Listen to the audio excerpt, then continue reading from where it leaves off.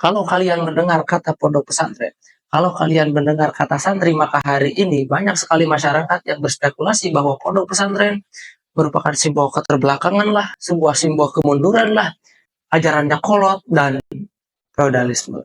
Dan hal ini tentu tidak lepas dari narasi di media sosial yang semakin hari semakin jadi, Pak. Tapi apakah pesantren benar-benar feodalisme?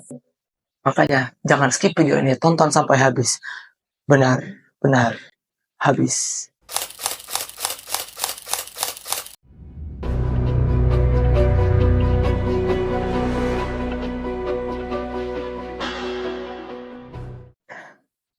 Oke teman-teman, sebelum lebih jauh, pertama kita harus memahami dulu apa itu feodalisme. Sederhananya, feodalisme adalah sistem sosial politik di mana kekuasaan berpusat pada elit, Pak. Masyarakat harus tunduk, santrinya harus tunduk, bukan karena logika ataupun hukum, akan tetapi tunduk karena nama besar dan status yang turun-temurun. Kalau sekarang, istilah ini seringkali dikaitkan dengan para guru atau kiai yang gayanya kayak tuan. Santrinya harus patuh, harus tunduk dengan alasan berkah lah, dengan alasan takliman wa takriman lah.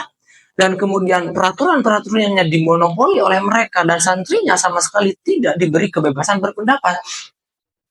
Tapi mari kita jujur, apakah pesantren, apakah pondok pesantren dengan segala keberagamannya benar-benar seperti itu?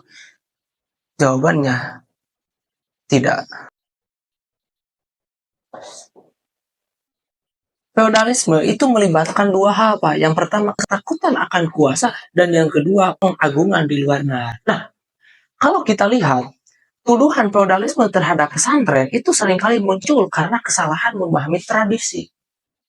Di NU khususnya, di pesantren-pesantren yang di bawah naungan NU, itu santri menghormati kiai, patuh dan taat pasrah kepada kiai itu bukan karena takut.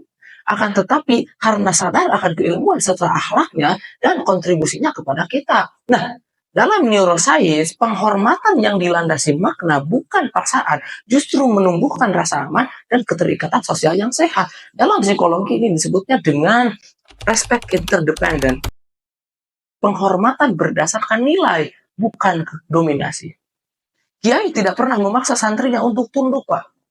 Akan tetapi santrinya sendiri yang memilih untuk tunduk dan pasrah. Kenapa? Karena ada kepercayaan lebih yang sudah ditanam bertahun-tahun lamanya. Dan hal ini sangat berbeda dengan struktur feodal yang mengandalkan dominasi paksa. Kemudian muncul pertanyaan-pertanyaan baru. Kalau bukan feodalisme, kenapa kiai-kiai pesantren itu otoriter dan tidak bisa dikritik? Nah, disinilah kita masuk ke dalam medan yang paling rumit, Pak, yaitu algoritma dan narasi sosial. Kalau kita pahami lebih dalam, algoritma media sosial misalkan bekerja berdasarkan engagement, maka semakin sensasional, semakin banyak komentar, semakin banyak delay, maka semakin tinggi pula jangkauannya. Dan narasi dan tuduhan seperti feodalisme itu seksi, Pak. Ia sangat mudah memantik emosi dan perdebatan. Makanya narasi-narasi seperti ini, kiai-kiai pesantren anti kritik lah bla bla bla itu meluas. Padahal banyak dari kiai pesantren itu terbuka terhadap kritik dan diskusi.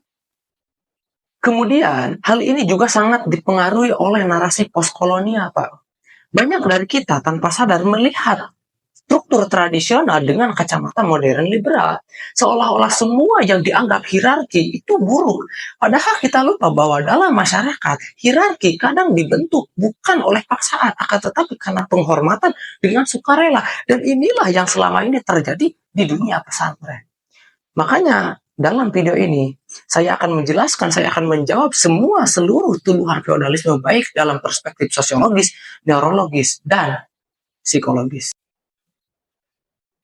Nah, secara sosiologis, pesantren itu lebih cocok disebut sebagai komunitas interpretatif, yaitu suatu sistem sosial di mana otoritas dibentuk melalui kepercayaan kolektif terhadap integritas moral, spiritual, dan keilmuan sang tokoh.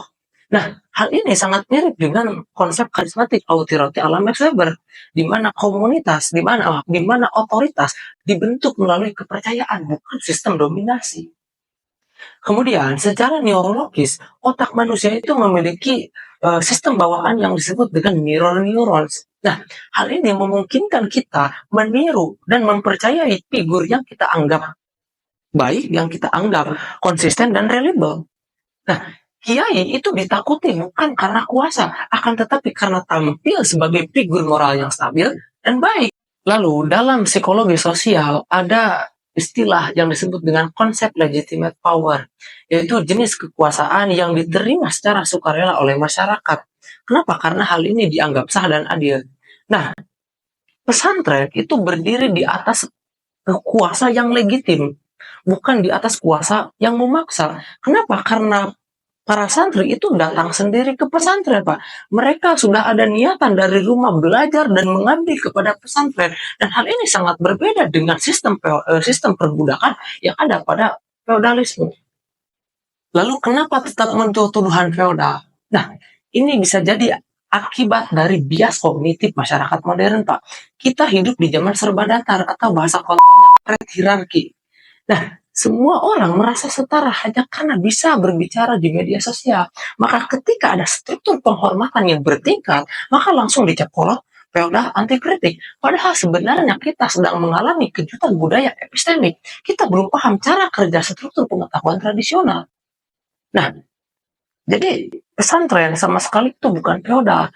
Pesantren adalah sistem sosial spiritual yang hidup lentur dan terbuka selama kita mau masuk dan belajar dan memahaminya.